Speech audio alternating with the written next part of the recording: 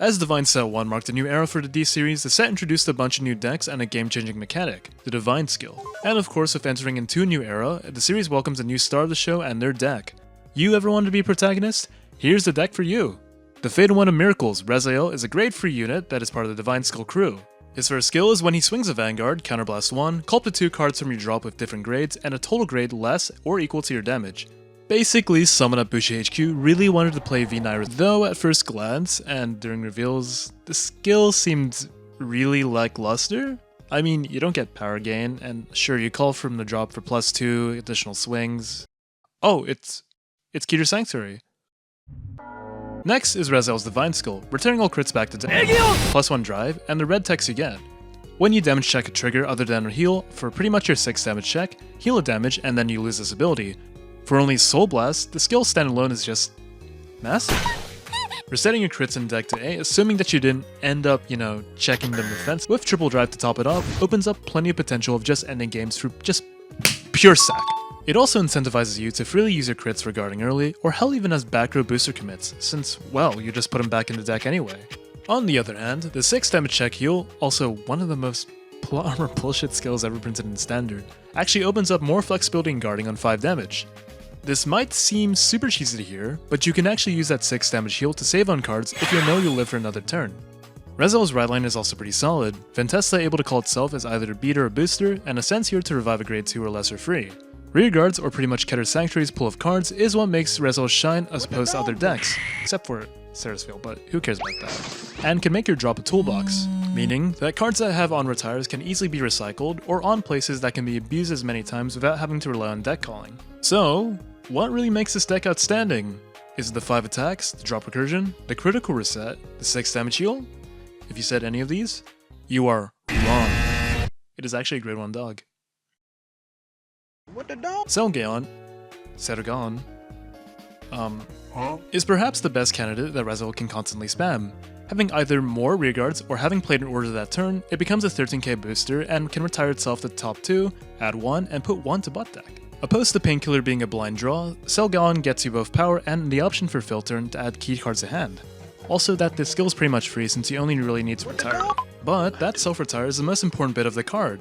Rezael can keep reviving it as a constant plussing engine and to keep filtering to maximize on the crit reset. But what if my opponent keeps flooding the board to deny the dog skill? Well, my friend, to counteract that, just play an order.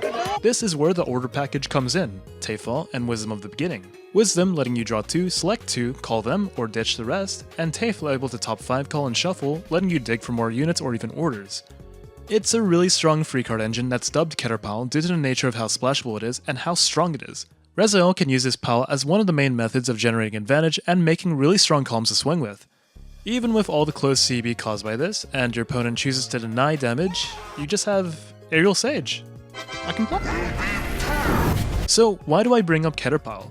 This is because, aside from decks such as Luard or Luahan, Rezael is one of the best decks to abuse the combo because of the drop recursion.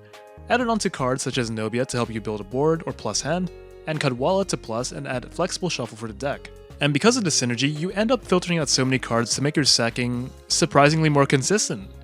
Also, just having constant occurrences of 33k swings or 43k in Persona for free is pretty huge to start making swings or to stack triggers onto.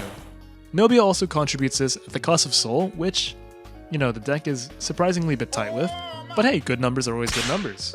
Now for other beat sticks, you do have Suggest to make uncomfortable numbers, feed Soul, and stack the deck, Masher to also guarantee a huge swing, you also have Biscotti as your main cycler to make use of energy and to also rig. Pretty much Rezael from optimal builds are really cookie cutter with cards like Topaz, Gradale, Ladder, Spiral Cutie, etc. to fit one's preferences or for a general meta landscape. There are also cards like Warrior's Rest to help push numbers early on and potentially close out games with, Departure from Dawn to dig for hits, and G1 Alden Ride Line to help find dogs early on. Backing track a bit, some choose Gradale as their Regalis piece just because it procs both Tafe and Dog and how vital Persona Ride is in order to push big numbers. Later down the line we'll get cards like Nilbres in set 2 which can also help guarantee 6 damage heals, be both a draw engine and a nice beat stick. And in Festival Collection we'll get... Oh no. The deck seems to have its own thing opposed to stuff like Varga or Welstra, or even Shiranui that have interactions based on having a board. I guess, in a way, running them over a few huge columns is, you know, one way. But there's also this little game of chicken with denying dogs of having more units on board. It's also notable that being in Keter also means that if you... why is this shit so expensive? Oh my god. Having access to the rest of Keter's pool actually allows Rezael to thrive in some budget builds. Take, for example, Sadie and Prosperous for draws, Trinket for rigging, Forceps Angel and Catagon for numbers, etc, etc. Hell, I guess you can run Gargon if you can't afford the other dog, being both a 13k swing boost and an extra shield. Or just play Painkiller like a normal person. Anyways, that will be it for Rezael. If you enjoyed the video, please do leave a like, a comment, and if you haven't already, please do subscribe. If I missed anything, feel free to put it in the comments. Also, thanks again to those who are currently supporting the channel via membership. That's all for the video, and I'll see you guys next time. See ya! Yeah, okay. I'll end my turn. Okay, Oh, turn oh! 5. No, oh no!